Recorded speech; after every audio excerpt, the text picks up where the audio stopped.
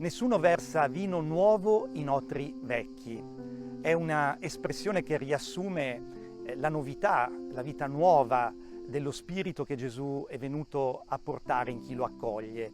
E questa novità, questa eccedenza, questa creatività, questa fantasia richiede anche una docilità, una morbidezza, di non essere rigidi, non voler far entrare la grazia, i doni di Dio in quelli che sono i nostri schemi, le nostre strutture, le nostre abitudini, anche alle volte i nostri programmi, alle volte la nostra preghiera a Dio è: ecco, aiutami a realizzare quello che io ho deciso. Vogliamo far entrare lo Spirito Santo in qualcosa che è già strutturato, precostituito.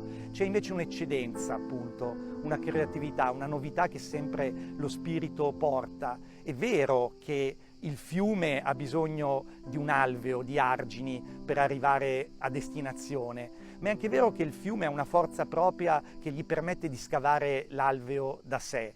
Ecco, permettiamo allo Spirito di fare nuove tutte le cose, di sconvolgere i nostri piani. Chiediamo proprio quella docilità, quella morbidezza, di non essere come gli otri rigidi che poi vengono spaccati quando arriva questa eccedenza dello Spirito Santo. E allora il Signore ci manifesterà veramente le sue meraviglie e i suoi prodigi.